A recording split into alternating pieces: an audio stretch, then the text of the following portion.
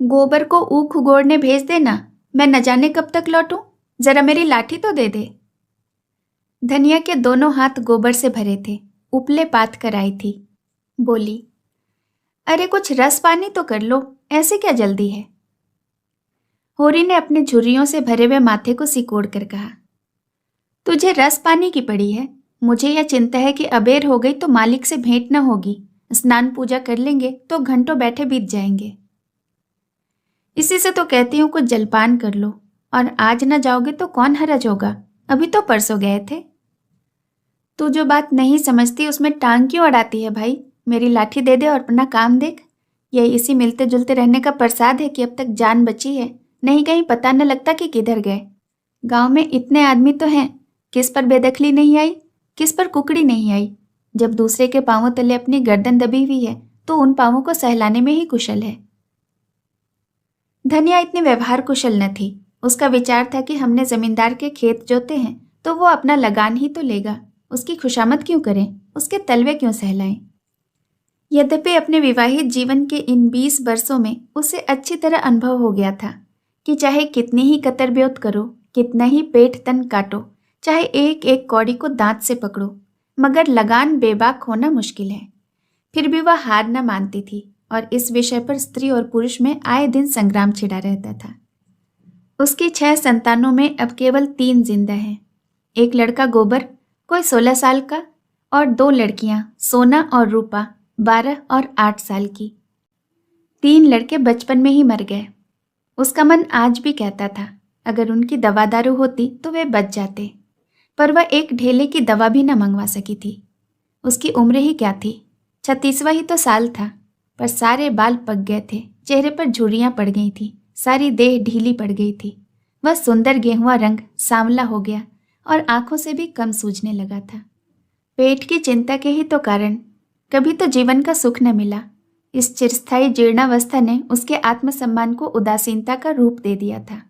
जिस गृहस्थी में पेट की रोटियां भी न मिले उसके लिए इतनी खुशामद क्यों।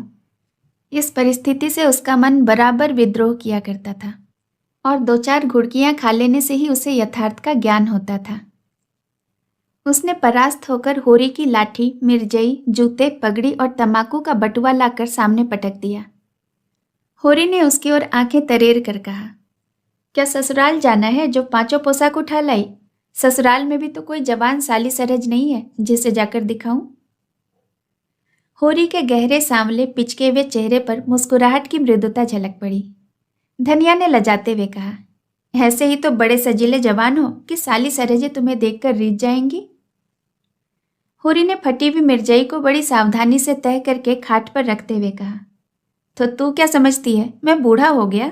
अभी तो 40 भी नहीं हुए, मर्द 60 पर पाठे होते हैं। जाकर शीशे में मुंह देखो, तुम जैसे मर्द 60 पर पाठे नहीं होते। दूध घी अंजन लगाने को तो मिलता नहीं, पाठे होंगे। तुम्हारी दशा देखकर तो मैं और भी सूख जाती हूँ कि भगवान यह बुढ़ापा कैसे कटेगा, किसके द्वार पर जाकर भीख मांगेंगे। होरी की वह क्षणिक मृदुता यथार्थ की इस आंच में जैसे झुलस गई। लकड़ी को संभालता हुआ बोला, 60 तक पहुंचने की नौबत ना आने पाएगी धनिया, इसके पहले ही चल देंगे। धनिया ने तिरस्कार किया, अच्छा अच्छा रहने दो, मत अशुभ मुंह से निकालो। तुमसे कोई अच्छी भी बात कहो तो लगते हो कोसने। होरी लाठी कंधे पर रखकर घर से निकला तो धनिया द्वार पर खड़ी उसे देर तक देखती रही। उसके इन निराशा भरे शब्दों ने धनिया के चोट खाए हुए हृदय में आतंकमय कंपन सा डाल दिया था। वह जैसे अपने नारीत्व के संपूर्ण तप और व्रत से अपने पति को अभयदान दे रही थी। उसके अंतःकरण से जैसे आशीर्वादों का व्यूह सा निकलकर होरी को अपने अंदर छिपाए लेता था। विपन्नता के इस अथाह सागर में सुहाग ही वह तृण था जिसे पकड़कर वह सागर को पार कर रही थी। इन अनंत शब्दों ने यथार्थ के निकट होने पर भी मानो झटका देकर उसके हाथ से वह तिनके का सहारा छीन लेना चाहा, बल्कि यथार्थ के निकट होने के कारण ही उनमें इतनी वेदना शक्ति आ गई थी। काना कहने से काने को जो दुख होता है वह क्या 2 आंखों वाले आदमी को हो सकता है। होरी कदम बढ़ाए चला जाता था। पगडंडी के दोनों ओर ऊख के पौधों की लहलहाती हुई हरियाली देखकर उसने मन में कहा, भगवान कहीं गौ से बरखा कर दे और डांडी भी सुभीते से रहे तो एक गाय जरूर लेगा। देसी गाय तो दूध न दे, न उनके बछड़े ही किसी काम के हों। बहुत हुआ तो तेली के कोल्हू में चलेंगे। नहीं, वह पछाई गाय लेगा, उसकी खूब सेवा करेगा। कुछ नहीं तो 4-5 सेर दूध होगा। गोबर दूध के लिए तरस तरस कर रह जाता है। इस उम्र में न खाया पिया तो कब खाएगा? साल भर भी तो दूध पी ले तो देखने के लायक हो जाए। बछवे भी अच्छे बैल निकलेंगे। 200 से कम की गोई न होगी। फिर गऊ से ही तो द्वार की शोभा है। सवेरे सवेरे गऊ के दर्शन हो जाए तो फिर क्या कहना। न जाने कब यह साध पूरी होगी, न जाने कब वह शुभ दिन आएगा। हर एक गृहस्थ की भांति होरी के मन में भी गऊ की लालसा चिरकाल से संचित चली आती थी। यही उसके जीवन का सबसे बड़ा स्वप्न, सबसे बड़ी साध थी। बैंक सूद से चैन करने या जमीन खरीदने या महल बनवाने की विशाल आकांक्षाएं उसके नन्हे से हृदय में कैसे समाती। जेठ का सूर्य आमों के झुरमुट से निकलकर आकाश पर छाई हुई लालिमा को अपने रजत प्रताप से तेज प्रदान करता हुआ ऊपर चढ़ रहा था और हवा में गर्मी आने लगी। दोनों ओर खेतों में काम करने वाले किसान उसे देखकर राम राम करते और सम्मान भाव से चिलम पीने का निमंत्रण देते। पर होरी को इतना अवकाश कहाँ था। उसके अंदर बैठी हुई सम्मान लालसा ऐसा आदर पाकर उसके सूखे हुए मुख पर गर्व की झलक पैदा कर रही थी। मालिकों से मिलते जुलते रहने का यही तो प्रसाद है कि सब उसका आदर करते हैं, नहीं तो कौन उसे पूछता। 5 बीघे के किसान की बिसात ही क्या। यह कम आदर नहीं कि 3-3 4-4 हल वाले महतो भी उसके सामने सिर झुकाते हैं।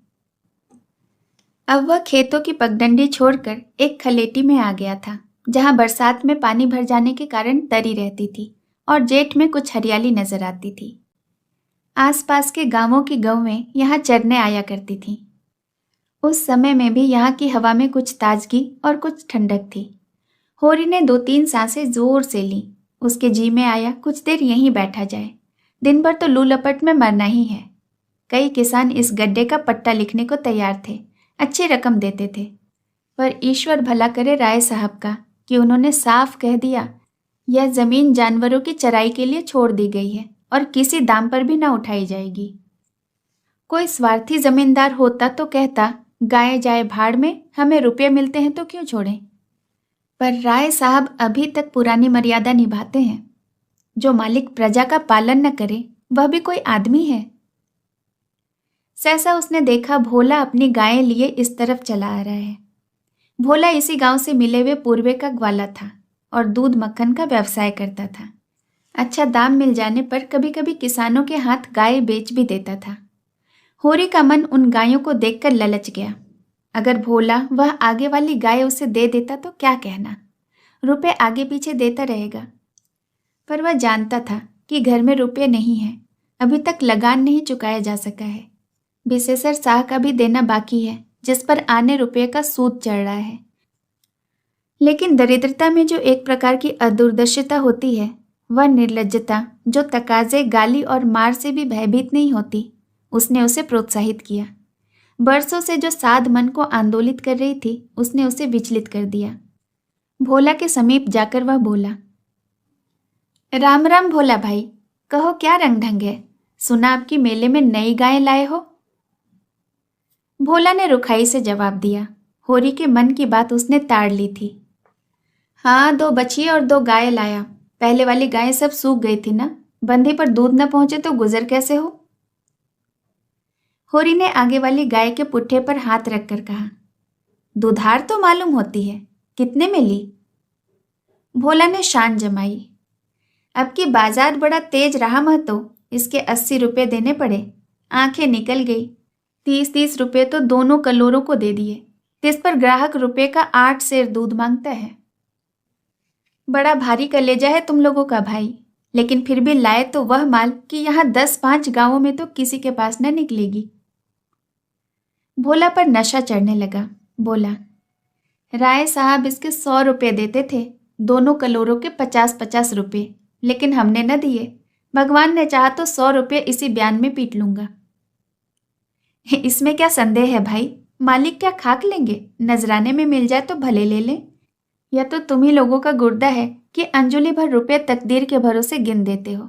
यही जी चाहता है कि इसके दर्शन करता रहूं। धन्य है तुम्हारा जीवन कि गौओं की इतनी सेवा करते हो। हमें तो गाय का गोबर भी मयसर नहीं। गिरस्त के घर में एक गाय भी न हो तो कितनी लज्जा की बात है। साल के साल बीत जाते हैं, गोरस के दर्शन नहीं होते। घरवाली तो बार बार कहती है कि भोला भैया से क्यों नहीं कहते। मैं कह देता हूँ कि कभी मिलेंगे तो कहूँगा। तुम्हारे स्वभाव से बड़ी प्रसन्न रहती है। कहती है ऐसा मर्द कभी नहीं देखा कि जब बातें करेंगे आंखें नीची करके कभी सिर नहीं उठाते। भोला पर जो नशा चढ़ रहा था उसे इस भरपूर प्याले ने और गहरा कर दिया। बोला, भला आदमी तो वही है जो दूसरों की बहू बेटी को अपनी बहू बेटी समझे। जो दुष्ट किसी की मेहरिया की ओर ताके उसे तो गोली मार देना चाहिए। यह तुमने लाख रुपए की बात कह दी भाई। बस सज्जन वही है जो दूसरों की आबरू को अपनी आबरू समझे। भोला, जिस तरह मर्द के मर जाने से औरत अनाथ हो जाती है, उसी तरह औरत के मर जाने से भी मर्द के हाथ पांव टूट जाते हैं। मेरा तो घर उजाड़ हो गया, मैं तो कोई एक लोटा पानी देने वाला भी नहीं। गत वर्ष भोला की स्त्री लू लगने से मर गई थी, यह होरी जानता था।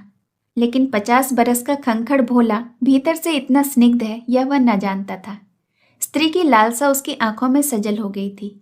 होरी को आसन मिल गया, उसकी व्यावहारिक कृषक बुद्धि सजग हो गई। बोला, पुरानी मसल झूठी थोड़े ही है। बिन घर नहीं घर भूत का डेरा, कहीं सगाई क्यों नहीं ठीक कर लेते। ताक में तो हूं मैं तो, पर कोई जल्दी फंसता नहीं। 150 खर्च करने को भी तैयार हूं, जैसी भगवान की इच्छा। होरी, अब मैं भी फिक्र में रहूंगा। भगवान चाहेंगे तो जल्दी घर बस जाएगा। बस यही समझ लो कि उबर जाऊंगा भैया। घर में खाने को भगवान का दिया हुआ बहुत है। 4 पसेरी रोज दूध हो जाता है, लेकिन किस काम का। मेरे ससुराल में एक मेहरिया है। 3-4 साल हुए उसका आदमी उसे छोड़कर कलकत्ते चला गया। बेचारी पिसाई करके गुजर कर रही है। बाल बच्चा भी कोई नहीं, देखने सुनने में भी अच्छी है। बस लक्ष्मी ही समझ लो।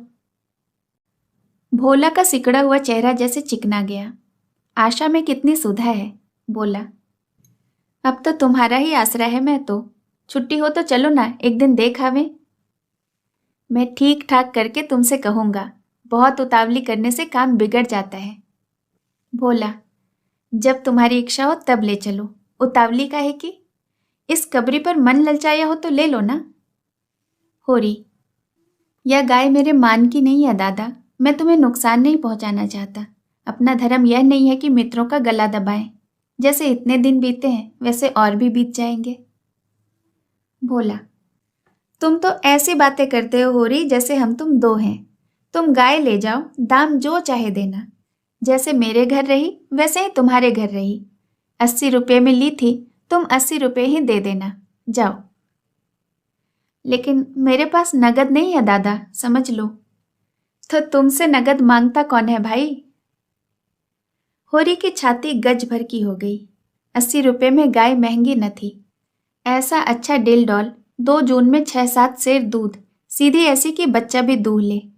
इसका तो एक एक बाछा 100-100 का होगा। द्वार पर बंधेगी तो द्वार की शोभा बढ़ जाएगी। उसे अभी कोई 400 रुपये देने थे, लेकिन उधार को तो वह एक तरह से मुफ्त समझता था। कहीं भोला की सगाई ठीक हो गई तो 1-2 साल तक तो वह बोलेगा भी नहीं। सगाई न भी हुई तो होरी का क्या बिगड़ता है। यही तो होगा कि भोला बार बार तगादा करने आएगा, बिगड़ेगा और गालियां देगा। लेकिन होरी को इसकी ज्यादा शर्म न थी। इस व्यवहार का वह आदी था। कृषक के जीवन का तो यह प्रसाद है। भोला के साथ वह छल कर रहा था और यह व्यापार उसकी मर्यादा के अनुकूल था। अभी लेन देन में उसके लिए लिखा पढ़ी होने और न होने में कोई अंतर न था। सूखे बूढ़े की विपदाएं उसके मन को भीरू बनाए रहती थीं। ईश्वर का रौद्र रूप सदैव उसके सामने रहता था। पर यह छल उसकी नीति में छल न था। यह केवल स्वार्थ सिद्धि थी और यह कोई बुरी बात न थी। इस तरह का छल तो वह दिन रात करता रहता था। घर में 2-4 रुपये पड़े रहने पर भी महाजन के सामने कसमें खा जाता कि 1 पाई भी नहीं है। सन को कुछ गीला कर देना और रुई में कुछ बिनौले भर देना उसकी नीति में जायज़ था। और यहाँ तो केवल स्वार्थ न था, थोड़ा सा मनोरंजन भी था।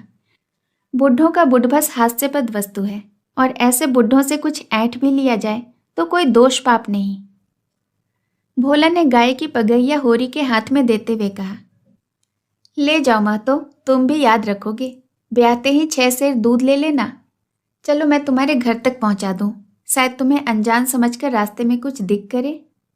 अब मैं तुमसे सच कहता हूँ, मालिक 90 रुपये देते थे, पर उनके यहाँ गौओं की क्या कदर। मुझसे लेकर किसी हाकिम हुक्काम को दे देते। हाकिमों को गौओं की सेवा से क्या मतलब, वह तो खून चूसना भर जानते हैं। जब तक दूध देती रख लेते, फिर किसी के हाथ बेच देते। किसके पल्ले पड़ती कौन जाने। रुपया ही तो सब कुछ नहीं है भैया, अपना कुछ धर्म भी तो है। तुम्हारे घर आराम से तो रहेगी। यह न होगा कि तुम आप खाकर सो रहो और गौ भूखी खड़ी रहे। उसकी सेवा करोगे, पुचकारोगे तो गौ भी हमें आशीर्वाद देगी। तुमसे क्या कहूँ भैया, घर में चंगुल भर भी भूसा नहीं रहा। सब रुपये बाजार में निकल गए। सोचा था महाजन से कुछ लेकर भूसा ले लेंगे, लेकिन महाजन का पहला ही नहीं चुका। उसने इनकार कर दिया। इतने जानवरों को क्या खिलावें, यही चिंता मारे डालती है। चुटकी चुटकी भर खिलाऊं तो मन भर रोज का खर्चा है। भगवान ही बेड़ा पार लगाए तो लगे। होरी ने सहानुभूति के स्वर में कहा, तुमने हमसे पहले क्यों नहीं कहा? हमने एक गाड़ी भूसा बेच दिया। भोला ने माथा ठोक कर कहा, इसलिए नहीं कहा भैया कि सबसे अपना दुख जाकर कहाँ रोऊं। बांटता तो कोई नहीं, हंसते सब हैं। जो गायें सूख गई हैं उनका गम नहीं, पत्ती सत्ती खिलाकर जिला लूंगा। लेकिन अब यह तो रातिब के बिना नहीं रह सकती ना। हो सके तो 10-20 रुपये भूसे के लिए दे दो। किसान पक्का स्वार्थी होता है, इसमें संदेह नहीं। उसकी गांठ से रिश्वत के पैसे बड़ी मुश्किल से निकलते हैं। भाव ताव में भी वह चौकस होता है। ब्याज की 1 पाई चुकाने के लिए वह महाजन की घंटों चिरौरी करता है। जब तक पक्का विश्वास न हो जाए वह किसी के फुसलाने में नहीं आता। लेकिन उसका संपूर्ण जीवन प्रकृति के लिए स्थायी सहयोग है। वृक्षों में फल लगते हैं, उन्हें जनता खाती है। खेती में अनाज होता है, वह संसार के काम आता है। गाय के थन में दूध होता है, वह खुद पीने नहीं जाती, दूसरे ही उसे पीते हैं। मेघों से वर्षा होती है, उससे पृथ्वी तृप्त होती है। ऐसी संगति में कुत्सित स्वार्थ के लिए स्थान कहाँ। होरी किसान था और किसी के जलते हुए घर में हाथ सेकना उसने सीखा ही न था। भोला की संकट कथा सुनते ही उसकी मनोवृत्ति बदल गई। पगैया को भोला के हाथ में लौटाता हुआ बोला, रुपया तो दादा मेरे पास नहीं है। हाँ, थोड़ा सा भूसा बचा है, वह तुम्हें दे दूंगा। चलकर उठवा लो। भूसे के लिए तुम गाय बेचोगे और मैं ले लूंगा, मेरे हाथ न कट जाएंगे। भोला ने आर्द्र कंठ से कहा, तुम्हारे बैल भूखों न मरेंगे। तुम्हारे पास भी ऐसा कौन सा बहुत सा भूसा रखा है? होरी, नहीं दादा, अब की भूसा अच्छा हो गया था। भोला, मैंने नाहक ही भूसे की चर्चा कर दी। होरी, तुम न कहते और पीछे से मुझे मालूम होता तो मुझे बड़ा रंज होता कि तुमने मुझे इतना गैर समझ लिया। अवसर पड़ने पर भाई की मदद भाई न करे तो काम कैसे चले? मुदा यह गाय तो लेते जाओ। अभी नहीं दादा, फिर कभी ले लूंगा। तो भूसे के दाम दूध में कटवा लेना। होरी ने दुखित स्वर में कहा, दाम कौड़ी की इसमें कौन सी बात है दादा? मैं 1-2 जून तुम्हारे घर में खा लूंगा तो तुम मुझसे दाम मांगोगे? भोला, लेकिन तुम्हारे बैल भूखे मरेंगे कि नहीं? होरी, भगवान कोई न कोई सलीब निकालेंगे ही। आषाढ़ सिर पर है, कड़बी बोलूंगा। भोला, मगर यह गाय तुम्हारी हो गई, जिस दिन इच्छा हो आकर ले जाना। होरी, किसी भाई का नीलाम पर चढ़ा हुआ बैल लेने में जो पाप है, वह इस समय तुम्हारी गाय लेने में है। होरी में बाल की खाल निकालने की शक्ति होती तो वह खुशी से गाय लेकर घर की राह लेता। भोला जब नगद रुपए नहीं मांगता तो स्पष्ट था कि वह भूसे के लिए गाय नहीं बेच रहा है, बल्कि इसका कुछ और आशय है। लेकिन जैसे पत्तों के खड़कने पर घोड़ा अकारण ही ठिठक जाता है और मारने पर भी आगे कदम नहीं उठाता, वही दशा होरी की थी। संकट की चीज लेना पाप है, यह बात जन्म जन्मांतरों से उसकी आत्मा का अंश बन गई थी। भोला ने गदगद कंठ से कहा, तो किसी को भेज दूं भूसे के लिए? होरी ने जवाब दिया, अभी मैं राय साहब की ड्योढ़ी पर जा रहा हूं, वहां से घड़ी भर में लौटूंगा, तब किसी को भेज देना। भोला की आंखों में आंसू भर आए। बोला, तुमने आज मुझे उबार लिया होरी भाई। अब मुझे मालूम हुआ कि संसार में मैं अकेला नहीं हूं, मेरा भी कोई हितू है। एक क्षण के बाद उसने फिर कहा, लेकिन उस बात को भूल न जाना। होरी आगे बढ़ा तो उसका चित्त प्रसन्न था। मन में एक विचित्र स्फूर्ति हो रही थी। क्या हुआ, 10-5 मन भूसा चला जाएगा। बेचारे को संकट में पड़कर अपनी गाय तो न बेचनी पड़ेगी। जब मेरे पास चारा हो जाएगा तब अपनी गाय खोल लाऊंगा। भगवान करे मुझे कोई मेहरिया मिल जाए, फिर तो बात ही नहीं। उसने पीछे फिर कर देखा। कबरी गाय पूंछ से मक्खियां उड़ाती, सिर हिलाती, मस्तानी मंद गति से झूमती चली जाती थी, जैसे बांदियों के बीच कोई रानी हो। कैसा शुभ होगा वह दिन जब यह कामधेनु उसके द्वार पर बंधेगी। सेमरी और बेलारी दोनों अवध प्रांत के गांव हैं। जिले का नाम बताने की कोई जरूरत नहीं। होरी बेलारी में रहता है, राय साहब अमरपाल सिंह सेमरी में। दोनों गांवों के बीच 5 मील का अंतर है। पिछले सत्याग्रह संग्राम में राय साहब ने बड़ा यश कमाया था। काउंसिल की मेंबरी छोड़कर जेल चले गए। तब से उनके इलाके के आसामियों को उनसे बड़ी श्रद्धा हो गई थी। यह नहीं कि उनके इलाके में आसामियों के साथ कोई खास रियायत की जाती हो या डांड और बेगार की कड़ाई कुछ कम हो, मगर यह सारी बदनामी मुस्तखारों के सिर जाती थी। राय साहब की कीर्ति पर कोई कलंक न लगा सकता था। वह बेचारे भी तो उसी व्यवस्था के गुलाम थे। जाब्ते का काम तो जैसे होता चला आया है वैसे ही होगा।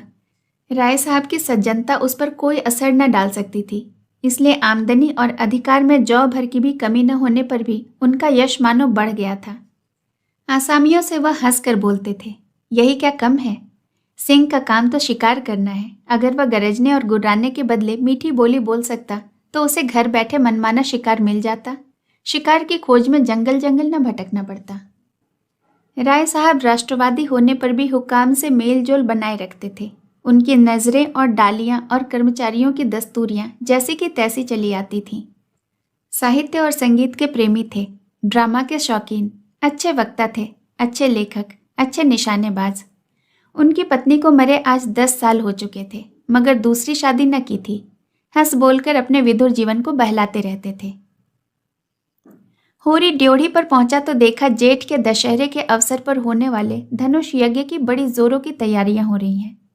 कहीं रंगमंच बन रहा है, कहीं मंडप, कहीं मेहमानों का आतिथ्य गृह, कहीं दुकानदारों के लिए दुकानें। धूप तेज हो गई थी, पर राय साहब खुद काम में लगे हुए थे। अपने पिता से संपत्ति के साथ साथ उन्होंने राम की भक्ति भी पाई थी और धनुष यज्ञ को नाटक का रूप देकर उसे शिष्ट मनोरंजन का साधन बना दिया था। इस अवसर पर उनके यार दोस्त, हाकिम, हुक्काम सभी निमंत्रित होते थे और 2-3 दिन इलाके में बड़ी चहल पहल रहती थी। राय साहब का परिवार बहुत विशाल था। कोई 150 सरदार एक साथ भोजन करते थे। कई चचा थे, दर्जनों चचेरे भाई, कई सगे भाई, 20 नाते के भाई। एक चचा साहब राधा के अनन्य उपासक थे और बराबर वृंदावन में ही रहते थे। भक्ति रस के कितने ही कविता उन्होंने रच डाले थे और समय समय पर उन्हें छपवा कर दोस्तों को भेंट कर देते थे। एक दूसरे चचा थे जो राम के परम भक्त थे और फारसी भाषा में रामायण का अनुवाद कर रहे थे। रियासत से सबके वसीके बंधे हुए थे, किसी को कोई काम करने की जरूरत न थी। होरी मंडप में खड़ा सोच रहा था कि अपने आने की सूचना कैसे दे कि सहसा राय साहब उधर ही आ निकले और उसे देखते ही बोले, अरे तू आ गया होरी, मैं तो तुझे बुलाने ही वाला था। देख, अब कि तुझे राजा जनक का माली बनना पड़ेगा, समझ गया ना। जिस वक्त जानकी जी मंदिर में पूजा करने जाती हैं उसी वक्त तू एक गुलदस्ता लिए खड़ा रहेगा और जानकी जी को भेंट करेगा। गलती न करना। और देख, आसामियों से ताकीद करके कह देना कि सब के सब शगुन करने आए। मेरे साथ कोठरी में आ, तुझसे कुछ बातें करनी है। वह आगे आगे कोठरी की ओर चले, होरी पीछे पीछे चला। वहीं एक घने वृक्ष की छाया में एक कुर्सी पर वह बैठ गए और होरी को जमीन पर बैठने का इशारा करके वह बोले, समझ गया मैंने क्या कहा। कारकुन को तो जो कुछ करना है वह करेगा ही, लेकिन आसामी जितने मन से आसामी की बात सुनता है कारकुन की नहीं सुनता। हमें इन्हीं 5-7 दिनों में 20,000 का प्रबंध करना है। कैसे होगा समझ में नहीं आता। तुम सोचते होगे मुझ टके के आदमी से मालिक क्यों अपना दुखड़ा ले बैठे। किससे कहूँ अपने मन की बात, न जाने क्यों तुम पर विश्वास होता है। इतना जानता हूँ कि तुम मन में मुझ पर हंसोगे नहीं, और हंसो भी तो तुम्हारी हंसी में बर्दाश्त कर लूँगा। नहीं सह सकता उनकी हंसी जो अपने बराबर के हैं, क्योंकि उनकी हंसी में ईर्ष्या, व्यंग और जलन है। और वे क्यों ना हंसेंगे। मैं भी तो उनकी दुर्दशा, विपत्ति और पतन पर हंसता हूँ, दिल खोलकर तालियां बजाता हूँ। संपत्ति और सहृदयता में बैर है। हम भी दान देते हैं, धर्म करते हैं, लेकिन जानते हो क्यों? केवल अपने बराबर वालों को नीचा दिखाने के लिए। हमारा दान और धर्म कोरा अहंकार है, विशुद्ध अहंकार। हम में से किसी पर डिग्री हो जाए, कुर्की आ जाए, बकाया मालगुजारी की इल्लत में हवालात हो जाए, किसी का जवान बेटा मर जाए, किसी की विधवा बहू निकल जाए, किसी के घर में आग लग जाए, कोई किसी वैश्या के हाथों उल्लू बन जाए या अपने आसामियों के हाथे पिट जाए, तो उसके और उसके सभी भाई उस पर हंसेंगे, बगले बजाएंगे, मानो सारे संसार की संपदा मिल गई। और मिलेंगे तो इतने प्रेम से जैसे हमारे पसीने की जगह खून बहाने को तैयार हैं। अरे और तो और, हमारे चचेरे, फुफेरे, ममेरे, मौसेरे भाई जो इसी रियासत की बदौलत मौज उड़ा रहे हैं, कविता कर रहे हैं और जुए खेल रहे हैं, शराबें पी रहे हैं और अय्याशी कर रहे हैं, वह भी मुझसे जलते हैं। मैं आज मर भी जाऊं ना तो वे घी के चिराग जलाएंगे। मेरे दुख को दुख समझने वाला कोई नहीं। उनकी नज़रों में मुझे दुखी होने का कोई अधिकार ही नहीं। मैं अगर रोता हूँ तो दुख की हंसी उड़ाता हूँ। मैं अगर बीमार होता हूँ तो मुझे सुख होता है। मैं अगर अपना ब्याह करके घर में कलह नहीं बढ़ाता तो यह मेरी नीच स्वार्थपरता है। अगर ब्याह कर लूँ तो वह मेरी विलासांधता होगी। अगर शराब नहीं पीता तो मेरी कंजूसी है। शराब पीने लगूँ तो वह प्रजा का रक्त होगा। अगर अय्याशी नहीं करता तो अरसिक हूँ। अय्याशी करने लगूँ तो फिर कहना ही क्या। इन लोगों ने मुझे भोग विलास में फंसाने के लिए कम चालें नहीं चली और अब तक चलते जाते हैं। उनकी तो यही इच्छा है कि मैं अंधा हो जाऊं और ये लोग मुझे लूट लें, और मेरा यह धर्म है कि मैं सब कुछ देखकर भी कुछ न देखूं, सब कुछ जानकर भी गधा बना रहूं। राय साहब ने गाड़ी को आगे बढ़ाने के लिए 2 बीड़े पान खाए और होरी के मुंह की ओर ताकने लगे, जैसे उसके मनोभावों को पढ़ना चाहते हो। होरी ने साहस बटोर कर कहा, हम समझते थे कि ऐसे बातें हम ही लोगों में होती हैं, पर जान पड़ता है बड़े आदमियों में भी उनकी कमी नहीं है। राय साहब ने मुंह पान से भर कर कहा, तुम हमें बड़ा आदमी समझते हो। हमारे नाम बड़े हैं पर दर्शन छोटे। गरीबों में अगर ईर्ष्या है या बैर है तो स्वार्थ के लिए या पेट के लिए। ऐसी ईर्ष्या और बैर को मैं क्षम्य समझता हूँ। हमारे मुंह की रोटी कोई छीन ले तो उसके गले में अंगुली डालकर निकालना हमारा धर्म हो जाता है। अगर हम छोड़ दें तो देवता है। बड़े आदमियों की ईर्ष्या और बैर केवल आनंद के लिए है। हम इतने बड़े आदमी हो गए हैं कि हमें नीचता और कुटिलता में ही निस्वार्थ और परम आनंद मिलता है। हम देवतापन के उस दर्जे पर पहुंच गए हैं जब हमें दूसरे के रोने पर हंसी आती है। इसे तुम छोटी साधना मत समझो। जब इतना बड़ा कुटुंब है तो कोई न कोई तो हमेशा बीमार रहेगा ही, और बड़े आदमियों के रोग भी बड़े होते हैं। वह बड़ा आदमी ही क्या, जिसे कोई छोटा रोग हो। मामूली ज्वर भी आ जाए तो हमें सरसाम की दवा दी जाती है। मामूली फुंसी भी निकल आए तो वह जहरबाद बन जाती है। अब छोटे सर्जन, मंझोले सर्जन और बड़े सर्जन तार से बुलाए जा रहे हैं। मसीहुल मुल्क को लाने के लिए दिल्ली आदमी भेजा जा रहा है, भिष्गाचार्य को लाने के लिए कलकत्ता। उधर देवालय में दुर्गा पाठ हो रहा है और ज्योतिषाचार्य कुंडली पर विचार कर रहे हैं और तंत्र के आचार्य अपने अनुष्ठान में लगे हुए हैं। राजा साहब को यमराज के मुंह से निकालने के लिए दौड़ लगी हुई है। वैद्य और डॉक्टर इस ताक में हैं कि कब सिर में दर्द हो और कब उनके घर में सोने की वर्षा हो। और ये रुपए तुमसे और तुम्हारे भाइयों से वसूल किए जाते हैं, भाले की नोक पर। मुझे तो यही आश्चर्य होता है कि क्यों तुम्हारी आहों का दवानल हमें भस्म नहीं कर डालता। मगर नहीं, आश्चर्य करने की कोई बात नहीं। भस्म होने में तो बहुत देर नहीं लगती, वेदना भी थोड़ी ही देर की होती है। हम जौ जौ और अंगुल अंगुल और पोर पोर भस्म हो रहे हैं। उस हाहाकार से बचने के लिए हम पुलिस की, हुक्काम की, अदालत की, वकीलों की शरण लेते हैं और रूपवती स्त्री की भांति सभी के हाथों का खिलौना बनते हैं। दुनिया समझती है कि हम बड़े सुखी हैं। हमारे पास इलाके, महल, सावरिया, नौकर चाकर, करज, वेश्याएं क्या नहीं है। लेकिन जिसकी आत्मा में बल नहीं, अभिमान नहीं, वह और चाहे कुछ भी हो, आदमी नहीं है। जिसे दुश्मन के भय के मारे रात में नींद ना आती हो, जिसके दुख पर सब हंसे और रोने वाला कोई न हो, जिसकी चोटी दूसरे के पैरों के नीचे दबी हो, जो भोग विलास के नशे में अपने आप को भूल गया हो, जो हुक्काम के तलवे चाटता हो और अपने अधीनों का खून चूसता हो, उसे मैं सुखी नहीं कह सकता। वह तो संसार का सबसे अभागा प्राणी है। साहब शिकार खेलने आए हो या दौरे पर, मेरा कर्तव्य है कि उनकी दुम के पीछे लगा रहूं, उनकी भौहों पर शिकन पड़ी और हमारे प्राण सूखे। उन्हें प्रसन्न करने के लिए हम क्या नहीं करते।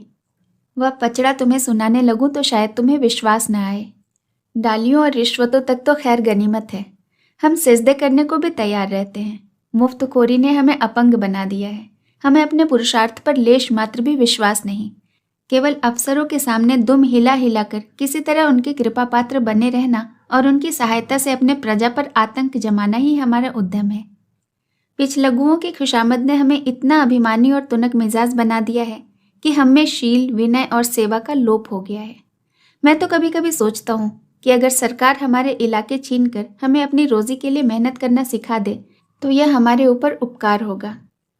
पर अब तो यह निश्चय है कि सरकार भी हमारी रक्षा न करेगी। हमसे अब उनका कोई स्वार्थ नहीं निकलता। लक्षण कह रहे हैं कि बहुत जल्दी हमारे वर्ग की हस्ती मिट जाने वाली है। मैं उस दिन का स्वागत करने के लिए तैयार बैठा हूँ। ईश्वर करे वह दिन जल्दी आए। वह हमारे उद्धार का दिन होगा। हम परिस्थितियों के शिकार बने हुए हैं।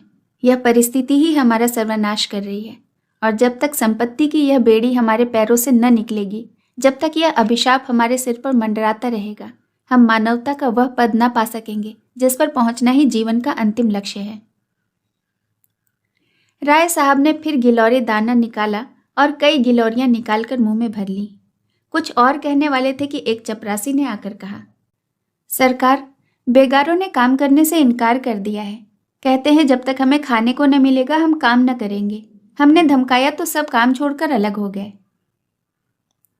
राय साहब के माथे पर बल पड़ गए। आंखें निकाल कर बोले, चलो मैं इन दुष्टों को ठीक करता हूँ। जब कभी खाने को नहीं दिया तो आज यह नई बात क्यों? एक आने रोज के हिसाब से मजूरी मिलेगी जो हमेशा मिलती रही है और इस मजूरी पर उन्हें काम करना होगा, सीधे करें या टेढ़े। फिर होरी की ओर देख कर बोले, अब तुम जाओ होरी, अपनी तैयारी करो। जो बात मैंने कही है उसका ख्याल रखना। तुम्हारे गांव से कम 500 की आशा है। राय साहब झल्लाते हुए चले गए। होरी ने मन में सोचा, अभी यह कैसी कैसी नीति और धर्म की बातें कर रहे थे और एकाएक इतने गर्म हो गए। सूर्य सिर पर आ गया था। उसके तेज से अभिभूत होकर वृक्षों ने अपना प्रसार समेट लिया था। आकाश पर मटियाला गर्द छाया हुआ था और सामने की पृथ्वी कांपती हुई जान पड़ती थी। होरी ने अपना डंडा उठाया और घर चला। शगुन के रुपये कहाँ से आएंगे, यही चिंता उसके सिर पर सवार थी। शेष कहानी अगले भाग में। कहानी सुनने के लिए बहुत बहुत धन्यवाद।